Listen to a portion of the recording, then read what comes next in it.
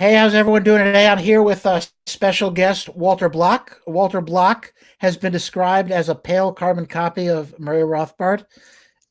He's the author of such books as Defending the Undefendable 1, Defending the Undefendable 2, and an upcoming book on abortion entitled Birthing the Unbirthable. How are you doing today? Pretty good. It's a very great compliment to be mentioned in the same sentence with Murray Rothbard, and I thank you for that. You're welcome. There's talking about Rothbard, because there are things about Rothbard that I think are very good, and there are things about Rothbard that I think are somewhat bad that I'd like to talk about. And what I think is bad is that he was very bad when it came to making political allies. Pat Buchanan, David Duke, voting for LBJ over Goldwater, who I think was clearly worse. And, I think he should have just, Walter once, Murray, see, I confuse you. What a compliment. Murray Rothbard once said that people specialize in what they're worst at. And he did. He specialized in politics. And I think politics is sort of a just gigantic waste of time. Someone once described it best: it's a system of tyrants made for tyrants. As Emma Goldman said, if voting changed anything, they'd make it illegal. So I think engaging the political process is sort of just a waste of time. There are so many entrenched interests. There is no white knight coming along to save the day. And even this talk of, a kinder slave master over a worse slave master, I think Peter Kropotkin had the best rebuttal to Rothbard. If you were living during the times of slavery, are you going to argue over which slave master is better, or are you going to find the Underground Railroad? So what's your reply to that? Shut up. That's my reply. No, of course I'm kidding. The Catholics face a problem. Is it legitimate to criticize the Pope? And my understanding from my buddy Tom Woods is it's not permissible for a Catholic to criticize the Pope on matters in which he is absolutely correct, like matters of faith and morals and stuff like that. But Tom Woods says, if you, in other words, if the Pope says, let's build a church that'll last for a long time, it'll be an inspiration to all of us, that's fine. But if he says, look, the best way to do it architecturally is this or that way, and the Pope doesn't know anything about architecture, he's exceeding his authority. And, if the Pope says, let's have full employment for everybody, fine. Who could be against that? But if he says, let's have a minimum wage or, something, or let's have this kind of monetary policy, well, he's exceeding his authority. So a similar issue comes up. Is it legitimate for any libertarian to criticize Murray Rothbard on anything? And I think it is legitimate. I mean, be respectful. He is Mr. Libertarian after all. He is the greatest libertarian on the planet ever, as far as I'm concerned, and the second best economist ever to have lived after Mises, which is hardly a slur. Second is pretty good. Mm-hmm. On the other hand, when you criticize, what do they say? If you want to criticize the king, you have to kill him. Right. Otherwise, he'll get you. Well, right. He's not going to get us. And even when he was alive, I criticized him and he never got me. But, you have to be careful in criticizing Murray because, it's sort of like criticizing Mozart or Bach and their music. And, it's not easy. Okay, so with that preliminary, we just watched the football, what was it, the Super Bowl? And yeah. Watched the Super Bowl. I don't know if Murray was into the football that much, but you know what he was into? What? Politics. Right. If Murray were alive, he'd be sitting at the edge of his seat. Should Bernie do it? How about Buttigieg? Will Hillary come back in? This was fun for Murray. And to say that he violates his own rule, I mean, Murray wrote a little bit about that, but we know him for Man, Economy, and State. We know him for New Liberty, for the Ethics of Liberty, for his 4-volume series on history, things like that. So in terms of publication, Murray probably published 95% of stuff not on politics. Mhm. Yes, he engaged in some fun, like watching football with politics. Okay, so I disagree with you when you say he adhered to the Rothbard rule that people specialize in what they're worst in. No, Murray specialized in what he was best in, Austrian economics and libertarian theory, and he was excellent, exquisite. Not perfect. I've got a few articles criticizing him on both, but what the heck? Sure. He was just 99.99% great. Okay, now let's talk about the politics part.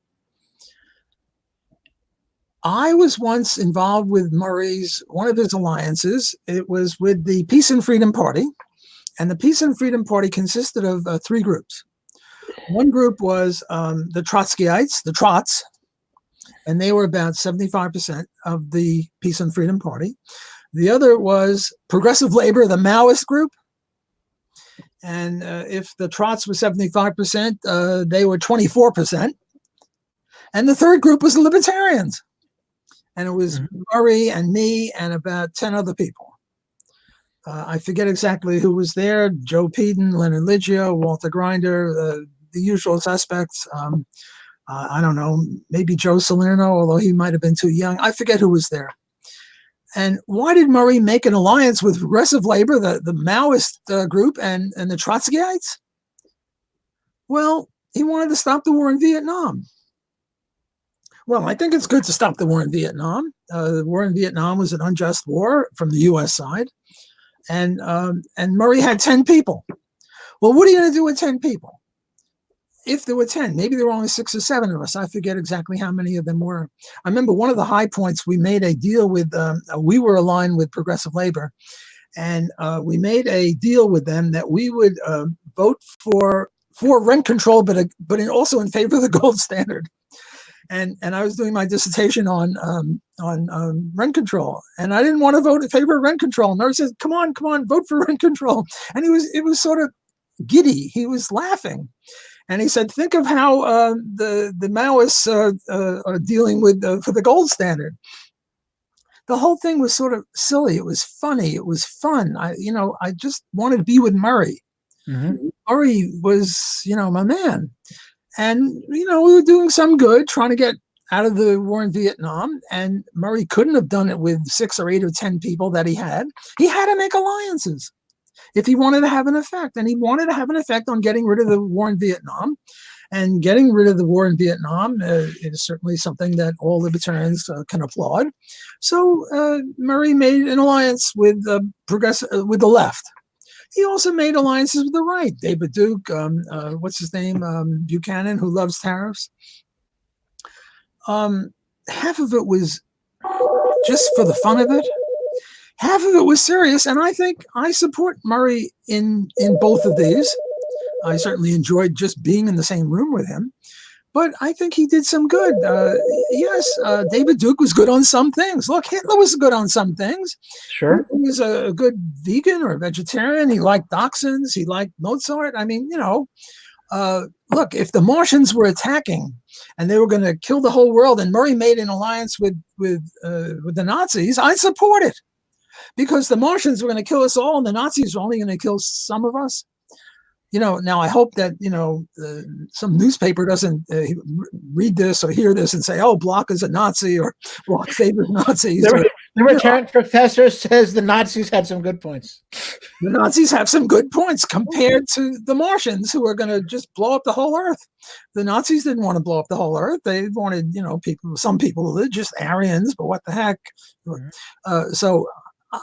Just for the record, I'm against Nazism. I'm not a Nazi. Sure. I'm making a philosophical point. It's sort of a joke. The Economist was asked, how is your wife? And the answer was, compared to what? Right. Well, how are the Nazis? Compared to what? Compared to the Martians who are going to blow up the whole world, I'm pro-Nazi. Sue me. I'm pro-Nazi. Now, Murray never made any alliances with the Nazis, but he made an alliance with David Duke, who had some good points. Many, many bad points. But look, the Trotskyites and Progressive Labor had some bad points. Somehow he's only blamed for right-wing, alliances.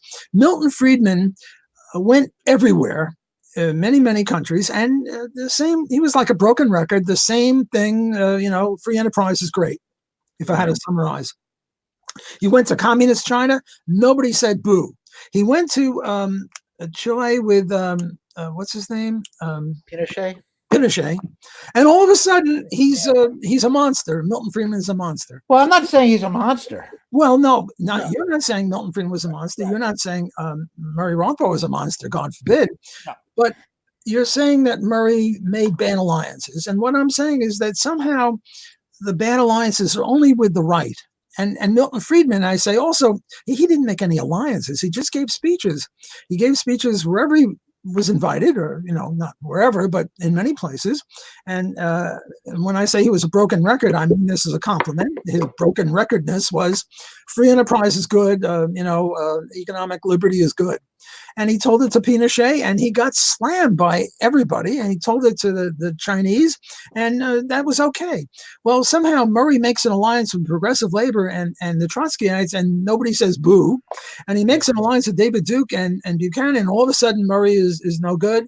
Well, I think Murray was also a broken record.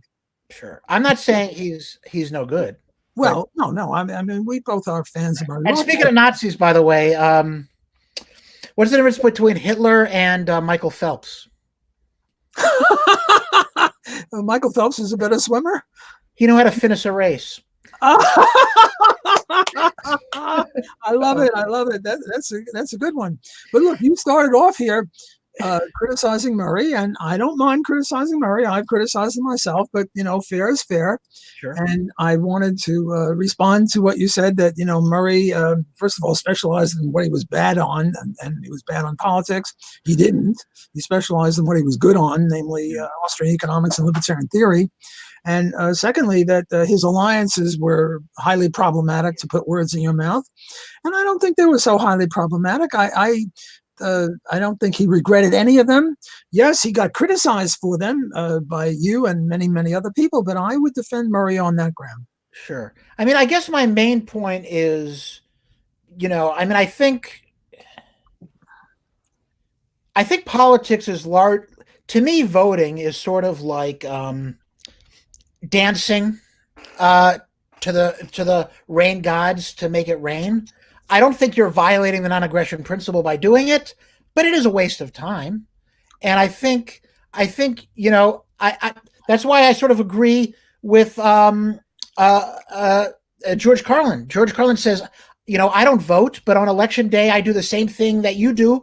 The only difference is when I get finished masturbating, I have something to show for it. It's just sort of it's just a way, I think, to delude yourself into believing that we have a say. And let me interrupt you there. Let me stop you there and respond. Who are the people that converted more people to libertarianism than anyone else? There were two. Probably Ayn Rand. There were two. Ayn Rand for my generation, and for your generation, Ron Paul. Ron Paul. And guess what? Was Ron Paul a doctor? Yeah, Ron Paul was a doctor. But guess what else Ron Paul was? He was a politician, for God's sakes. He converted more people to libertarianism than anyone else on the whole planet, maybe with the exception of Ayn Rand, and maybe not with her exception. Maybe he did more. I don't know the numbers. But he was magnificent. I'm sorry he left the Congress. I wish he were in Congress now. But if you saw his closing speech, I'm not against running for president when there's millions of people watching TV and you can use that as a floor to get your ideas across. And I think Ron Paul was good in that aspect. But even Ron Paul admitted that in terms of as a legislature, he was ineffectual. So I think Ron Paul was good by having a video camera where he could be on stage, but acting as a politician, ending bad laws or drafting laws that reduce government power, I don't think he was very effectual in that aspect. Well, I disagree. Look, you came out with a blanket statement that politics is no good, and I give you Exhibit A, Ron Paul, and you're still talking, you're still arguing. I don't care what the politician is doing. One of the things he does is he converts people to libertarianism, and the more libertarians there are, the better. Look, Rand Paul is now his son. And Yeah. Rand Paul is the most libertarian senator we now have, and maybe we've ever had in the Senate. Rand Paul is no Ron Paul, but he's pretty damn good. The what is it? The apple didn't go too far away from the tree. Rand Paul is pretty damn good. Again, I'm more of a fan of Ron than Rand, but I wish Ron were back in the Congress instead of doing his thing now. He's doing magnificent with this thing now. All those lectures and his homeschooling stuff is great. But I think he would have made more of a contribution to liberty if he'd stayed put right where he was and got continually reelected. One reason is that he gets on TV and people interview him and people hear about libertarianism that never otherwise would have heard about it. Secondly, if we're going to get rid of bad laws, we need a lot of voters to do it. Well, how do we get a lot of voters? First, we have to convert them to libertarianism. And we've already established that Ron Paul, with the possible exception of Ayn Rand, has converted more people to libertarianism than anyone else. And therefore, if we're going to get rid of bad laws or lower taxes or lower tariffs or whatever it is, well, we need Ron Paul. We need him as a politician. So I reject your claim that politics is no good and it's masturbatory or something like that. Yeah. I mean, I guess it makes sense if you want to vote on should we legalize this drug or not. But I think there's a difference between that and voting for a politician, especially voting for a politician in the presidential election. And as we've seen with Bush first score, if it ever comes close to a few hundred votes, the Supreme Court's going to decide anyway what the outcome is. Yeah, so on an individual level, your vote doesn't really affect the outcome. For the 2016 election, I started two groups. One was Libertarians for Trump, and the other was Scholars for Trump. Libertarians for Trump, we got about 5,000 supporters on that. Why? Well, that joke about compare to what? I thought that that Donald was more peaceful oriented than Hillary. I thought Hillary was going to get us into a nuclear war with Russia, for God's sakes. Now, it's true Donald is no Ron Paul, but Donald still has, inklings of non-intervention in foreign policy. It's true it's overridden by his people he appoints, but compared to Hillary, I think he was pretty good. And, and then the Libertarian Party. Libertarian Party, I think, okay, you had what was his name? Johnson? Gary Johnson? Gary Johnson. He stepped on his tongue a few times, but, I don't think he did, really. Well, a few times. He could have done better, but, he got 3% of the vote. Yeah. And anytime the Libertarians get more votes than the difference between the two major parties, people start saying, well, what's this libertarianism or librarianism or whatever it is?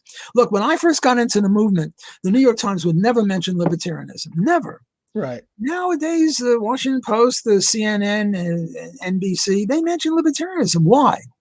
Part of it's Ron Paul, part of it's Ayn Rand, part of it's the Libertarian Party, part of it's the Libertarian Party getting more votes than the difference between the two major parties. Yeah. So I'm sort of a fan of politics, not as much as Murray, but pretty much. You might like football or basketball or whatever. Murray likes politics. I sort of go along with Murray on that. That's my taste, subjectivism. But look. If Hillary had been elected, we might have had World War III. It's possible. I don't know. Contrary to fact, conditional is hard to know what Hillary would have done. But right. She was very bellicose, and I didn't hear any non-intervention out of her at all. Whereas, right now we got Tulsi Gabbard and my old buddy Bernie Sanders. Yeah. Say what you will about them on economics, and anything you criticize them on economics, I go along with. But, they're sort of vaguely non-interventionist. I'd vastly prefer Tulsi to Donald. Well, I'm not sure about that because she's horrible on economics, but but Tulsi is not so bad on foreign. No, I shouldn't say she's not so bad. She's really good, and Bernie is really good. So I have children, I have grandchildren.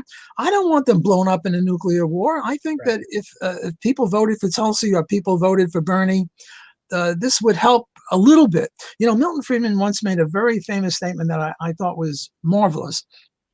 He said, all of us economists, all of us put together ever since the day of Adam Smith and before, all of us together are responsible for the fact that tariffs are 1/10 of 1% lower than they otherwise would have been. And with that, we've paid for our salaries a million times over. Paraphrase from Milton Friedman. Mhm. Well, we libertarians, thanks to us, the chances of a nuclear war are 1/1,000,000% lower than they otherwise would be. And how many libertarians are there on the world? I once asked Murray how many were there when I met him in 1966. You know what he said? 25 in the whole world. Well, now there might be 25 million. Well, maybe a million. I don't know. 25 I million. think more like 25 million in the whole world. I'm not talking just about in the US. Oh, okay, 10 million, whatever. Yeah. Out of 7 billion. Well, 10 million out of 7 billion is a very low percentage. And because of us, I think that the chances of a nuclear war are 1/1,000,000% lower than they otherwise would be. I'm trying to be modest here. That's something. And it's something, you have children and grandchildren, you want them to be safe, and politics is the only way we can do this. So I reject your total rejection of politics. All right. Well, I enjoy the shit show. I just read a book recently, which I highly recommend, called The New Right by Michael Malice. I don't know if you've read it. No, not yet. There's a joke on every page. That Michael Phelps joke I told you was in that book. It's a very politically incorrect book, because he'll say jokes, and he'll talk about like humor. Like, what was one joke in the book? Why don't black people like cruises? Why don't black people like what?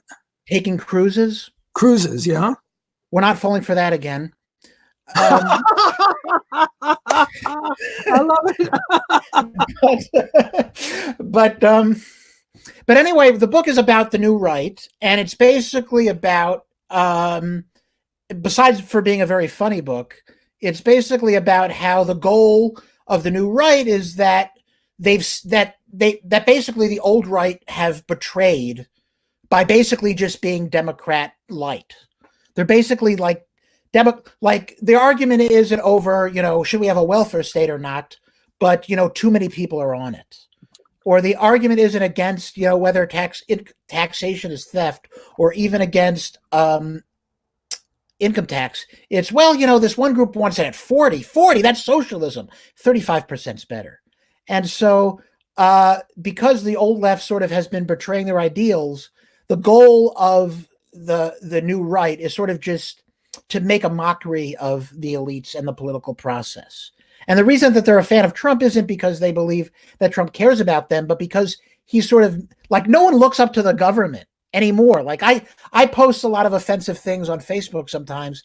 And I remember, when I was out in the middle of looking for jobs, people would say to me, you're never going to get a job based on the stuff you post on Facebook. And I said, maybe not, but I can become president of the United States. And that's good. I think it's good that Trump sort of, no one looks up to the president really anymore. So I think that's somewhat progress. Well, I think people do look up to the president. Unfortunately, if Ron Paul was president, and he almost made it, not quite, almost. I would look up to him, not because he was president, but because he was, Ron Paul. And in my view, he's Saint Ron Paul. He's just magnificent. Now, about this new right and the old left and the old right, I am neither of the left nor the right. I believe the left and the right are both bad. And I'm sui generis, not me personally, but all libertarians. I think I speak for all libertarians. We are neither of the left nor the right. You have this left-right spectrum.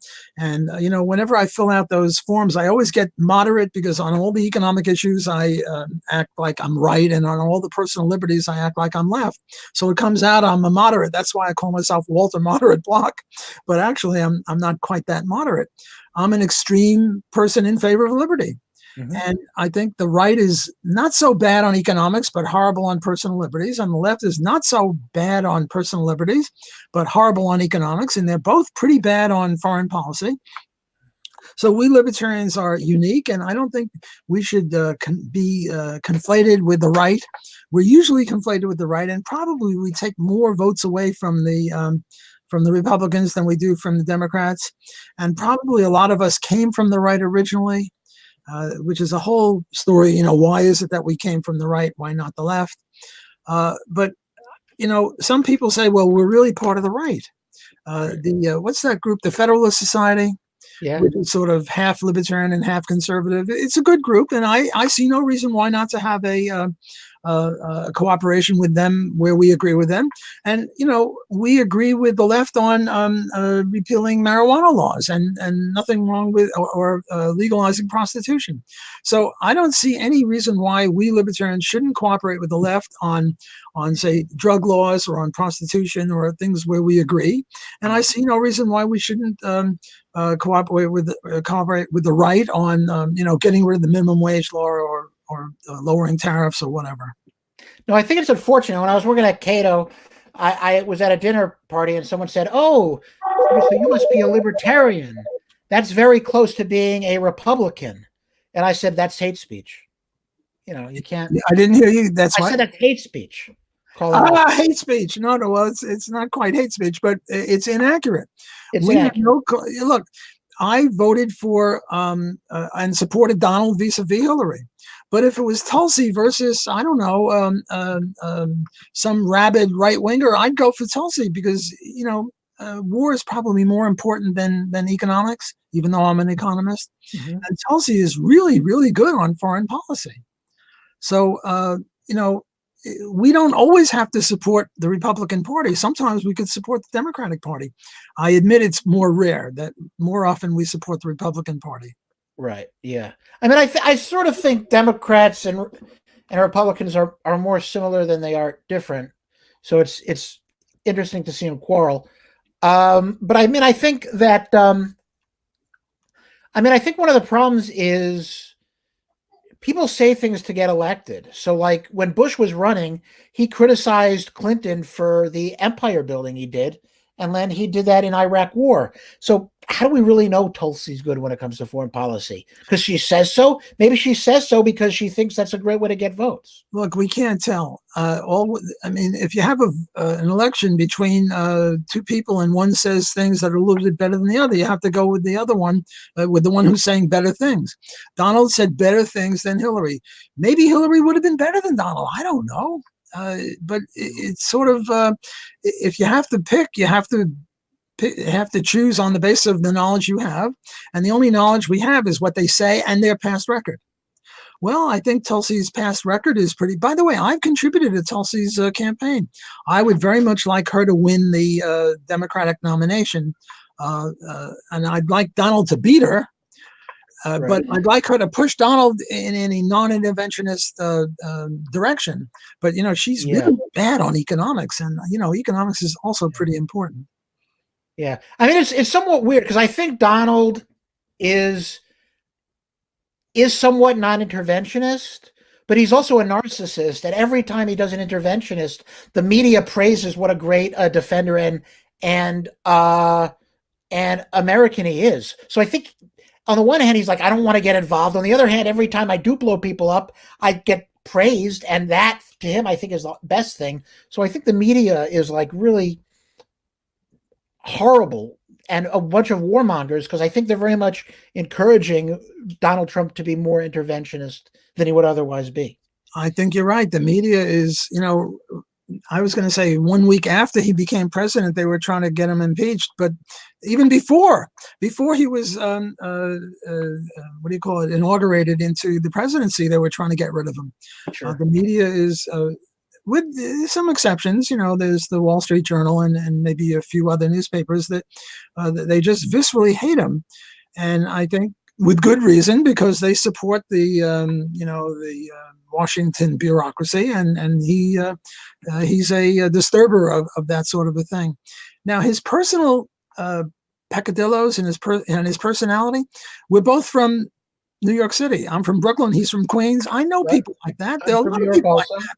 They're very argumentative, pushy, and very good at putting other people down. So, it doesn't bother me that much, although I can see that, the people in flyover country or in Massachusetts or California viscerally hate his personality. My personality is a little bit like his, not quite as extreme. I'm a moderate on that issue, but that doesn't bother me that much. And his tweets, they say he shouldn't tweet. Well, he doesn't let, what do they say? He's not one to let suffer foolishness or whatever. You criticize him, he wants to get back at you. I think that's okay. So if it's Donald versus Joe Biden or Donald versus Pocahontas, I'm supporting Donald again. Yeah, I mean, one of the things so I'm from New York also, so I can relate to this because I remember when I was in high school, I had a teacher who said you should always just smile at people. You know, it's an easy thing to do. It may brighten up their day. So I figured I'll try it. So I was walking down the streets in New York, smiling, and some woman goes to me, "What are you so happy about?" So that is very much New York. Yeah, it's New York style. I'm trying to make you happy, bitch. Be grateful. But but I mean, there is this sort of hypocrisy of, when Donald Trump was running for president, and he would say things that people said were like against Muslims, while Obama was president, blowing up Muslim weddings and killing Muslims. So I'm like, let me see if I get this straight. It's okay to kill these people, just don't insult them. Well, Donald just I don't want to say Donald killed this Suleiman, the Major General of Iran. Yeah. But the Major General of Iran was killed under his watch. And the major media said, this is very bad. We shouldn't do it. Well, I agree. I think he should be impeached, not because of the Ukraine or the not respecting Congress, but because he violated the the rule that only Congress can declare war. And anytime, and that was an act of war, killing a general of the other side, Iran. So I think he should be impeached, but not for the reasons that the Pelosi wants them impeached, but for violating the Constitution. Now, it's true that every other president since who was it declared World War II? I guess it was Franklin FDR. Yeah. Every president since then should have been impeached also. Right. I'd say, well, you can't impeach them all. Well, why not? Impeach them all.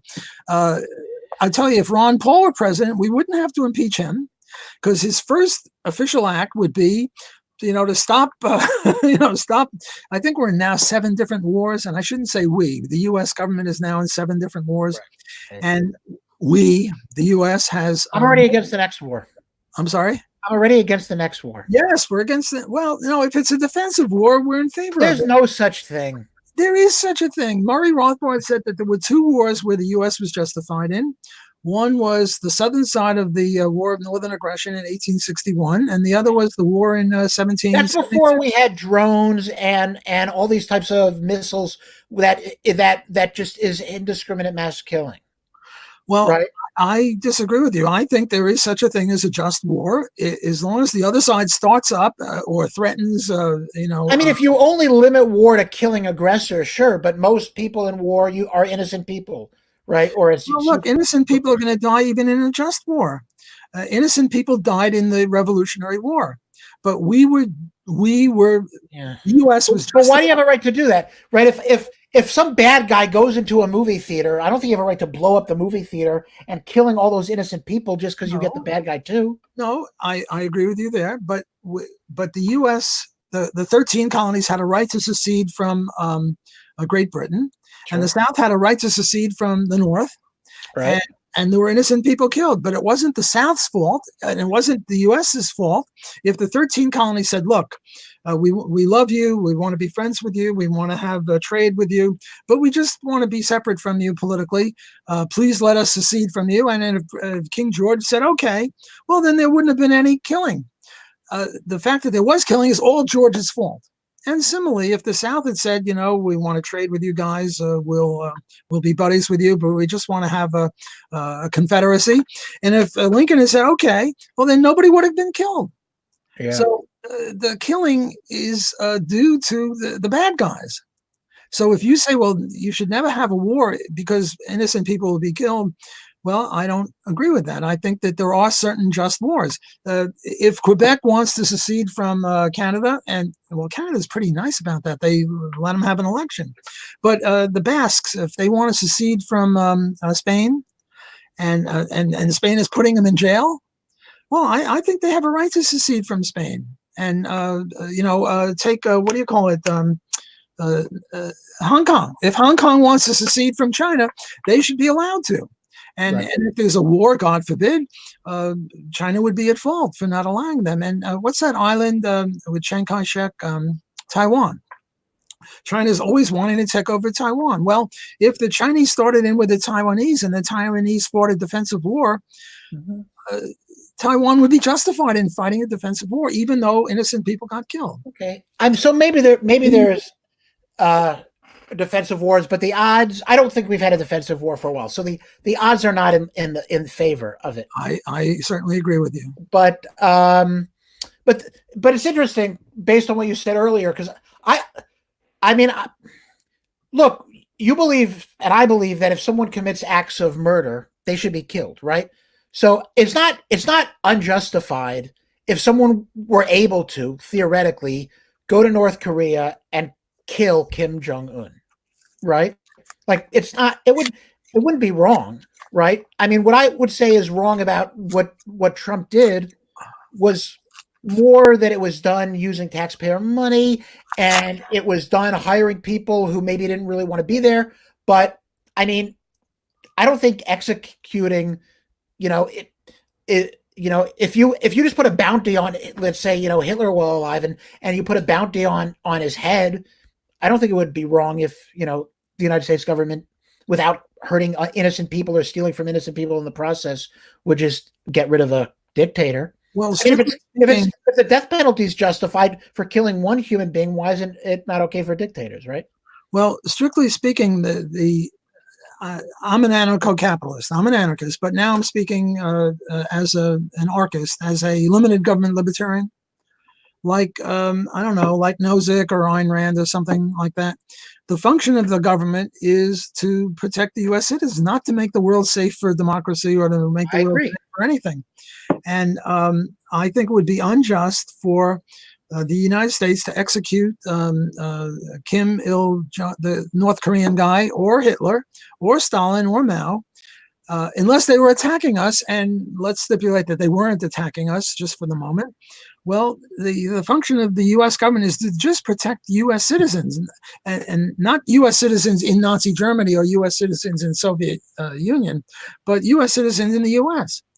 And if you want to stop these bad guys, what you have to do is borrow a leaf, I think, from the left, and that's the Lincoln Brigade in the Spanish Civil War of 1936, where the fight was between Franco and the commies, the fascists versus the commies.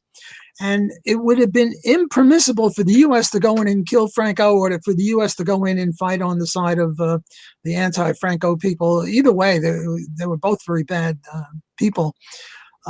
But the Lincoln Brigade was composed of private citizens who went over there with a bunch of rifles and pistols and tried to fight Franco. So if you want to get rid of the North Korean dictator or Hitler or Stalin or whoever, the U.S. shouldn't do it. The U.S. government shouldn't do it. The U.S. government should strictly tend to its own knitting, should just protect people in its own country. And if people want to go, take Venezuela. Maduro is not a good guy. Maduro is responsible for the killing of numbers of Venezuelans with his price controls and his socialism and this and that. And Donald doesn't like him. Should the U.S. have a drone that just killed Maduro, and then let's say the other guy would get in? No, because it would be nice if Maduro were to retire, but it's not the function of the U.S. government under the limited government libertarianism to get rid of Maduro. Right. But that's not my argument. My argument isn't should you unseat dictators. Look, if you let's just take you or me. If either of us were able to theoretically go to North Korea and cut and slice Kim Jong-un's neck open and kill him, I think that's justified because he's a tyrant and he's forfeited his right to life long ago. And if we're able to do it, anyone's able to do it. Well, I would agree with you. He's a mass murderer. He's done great, horrible things for North Korea, as Maduro has done, as the Cuban people are doing. And it would be justified to eliminate them in the way that you mentioned. But I'm just saying that the U.S. government shouldn't do it, even forget about anarcho-capitalism, just under limited government libertarianism. the U.S. government shouldn't do it. The U.S. government should. Sure. I'm not arguing that they should do it. I'm just saying I don't think there's anything immoral or wrong if they choose to do it. Right. Well, I'm saying it may not be in the interest of them doing it. It may create, according to chaos theory, worse consequences. But I'm just saying, it would, if it's okay to kill a murderer, then I think it's okay to kill mass murderers. I don't think that's right. I don't think that. Yes, it's right to kill murderers. Fine. There are some exceptions, but it's right to kill murderers. But it's not right for the U.S. government to kill murderers in other countries, is all I'm saying. Do you agree with that? Probably, but more because of consequences that would arise, more from utilitarian calculus measures than a principled argument. But I'm making a deontological point, not a utilitarian point. I think from a utilitarian point, also, I could make the case that the U.S. government shouldn't do it because of mission creep. Then the U.S. will start fixing this and fixing that, and what's happening with in Iowa now when the Democrats can't even get their votes within a day or two, and they say, well, how are they going to run healthcare? Right. Well, how is the U.S. going to run the world when they can't even run the post office? They can't even run, the Motor Vehicle Bureau, and the U.S. government is a vastly inefficient mechanism. Sure. So the less they do, the better. So from a pragmatic utilitarian point of view, it would not be good for the U.S. to get rid of Maduro or the Cuban guy or the North Korean guy. And from a deontological point of view, not only as an anarcho-capitalist, but as a limited government libertarian, still, it would not be appropriate for the U.S. government to do this good thing. Right. No, look, I agree with, I think it was Monroe who said, America doesn't go abroad in search of monsters to destroy. I agree with that mentality. I mean, I think we should mind our own business. And, look, if you really care about liberty, live by example, be the change you want to see in the world, turn America into the freest country on earth, and then you can, intervene and lecture other governments. But until then, lecture. You can lecture all over the place. Look, Ron Paul was called an isolationist. He wasn't an isolationist. He's a non-interventionist. Ron Paul would have been happy to try to ameliorate things between the Palestinians and the Israelis, or between North Korea and South Korea, or be a help to the world, just not militarily. So he was, and certainly on free trade. Ron Paul would say, look, no more tariffs. I think the second thing he would do after pulling all U.S. troops out is saying, look, you guys want to have tariffs against our good? God bless you. We're not having tariffs against you. We have a unilateral declaration of free trade. And I'm available. I'm now speaking as Ron Paul. Ron Paul would say he's now available to help in any way that he can to promote peace in the world between the Jews and the Palestinians, the North and South Koreans, whoever. So Ron Paul was not an isolationist. He was just a non-interventionist, but he was willing to non-isolate himself. Right. Look, calling Ron Paul an isolationist is like saying if you don't smash your neighbor's windows, you're an isolationist. It's just silly. And look, this is why I very much disagree with the conservatives who say, America's job is to be the policeman of the world. It's not. And even their arguments, I think, are fallacious. Well, if America doesn't do it, then all these countries will attack each other, blah, blah, blah. And I'm like, then why don't they do that now, or at least try to do that now? I mean, it's just silly. And I don't know, these are bad arguments. I'm against the draft and stuff, obviously. And I was talking to someone who's like, well, if we don't have a draft, and we may be taken over by some foreign country who's going to kill us. And I'm like, so let me see if I understand your solution. Our government should kill us, so this foreign government doesn't. It's like when people argue for welfare by saying, well, we need a welfare state because if people are poor, they're just going to rob from you. Right, so the government should steal from me to prevent other people from stealing from me. That makes a lot of sense. Well, look, we agree on a lot more than we disagree on. That's for sure. That's but true. There are, finer points that you want to get involved in. I just wanted to add one thing when I said murder is not always unjustified. And this is my what do you call it? Libertarian Nazi concentration camp guard. Mm-hmm. So here's the situation. In order to be a Nazi concentration camp guard, you have to kill 100 people a day, 100 Jews, blacks, gypsies, gays, whoever. But I can now become a libertarian Nazi concentration camp guard and kill only 90 people. Right. If I kill 89, they'll find out who I am and then they'll get rid of me. But if I kill only 90 people, I can continue as a Nazi concentration camp guard. And I'm a libertarian and I want to save innocent lives. And I can save 10 lives a day. Right. Am I justified in doing it? Well, it's murder. I'm killing 90 people a day. I'm not a good guy. But right. I'm saving 10 people a day who otherwise we stipulate would have died. Yeah. Now we get the Nuremberg trials, and I'm brought in the dock, and I say, look, I'm honest. I'm a libertarian. It's true. I killed, in the last week, I killed 90 times 7, 630 people, but I saved 70 people, 10 a day. Right. And if any one of the heirs of the victims want me to be put to death, I deserve death, but I'm a hero. Right. I put my life across the train track to save 70 people, whatever. Right. My hope is that all of the heirs of the victims will say, well, Block is a good guy. He would have saved our uncle, our cousin, our mother, our father, our child, but he couldn't. He can only save 10 a day. And he saved 10 a day. And my hope is that they would forgive me. Right. But if they didn't forgive me, I should be executed because I killed. Right. So this is sort of a weird case where I wouldn't say murder is justified, but under the Libertarian Code, it's not really the non-aggression principle. It's rather a punishment theory that if you violate the non-aggression principle, then you should be punished in this, that, or the other way. And I believe in execution for murderers, and I am a murderer. And well, hypothetically, I haven't really murdered anyone, but in my Nazi role. New York Times, Walter Block confesses he is a murderer. Well, look, it's now 4:00. I promised you an hour. The hour is up. It's always a pleasure, Daniel. Please have me on your show again. It's always. Yes, it's been way too long. We will do this. I just will close by saying one last thing, because your conversation reminds me of when I was in grad school and I had Daniel Klein, and he wrote this paper on direct and overall liberty, where sometimes in order to have greater overall liberty, you should violate direct liberty. And he said there are some libertarians that are so dogmatic, they wouldn't even murder one person to save the planet. So in class, I guess he tries to trick me. So he goes to me, Daniel, would you murder one human being in order to save the rest of humanity? And I said, yeah, I murder you. Did you get an A in the class? I did, despite that, yes. Well, then he's a good teacher. All right. Anyway, it's been way too long. Thank you for coming on. Take care. Be in touch. All right. We will do this once a month. All right. We'll see. Send me the URL for it. I will do that now. All right.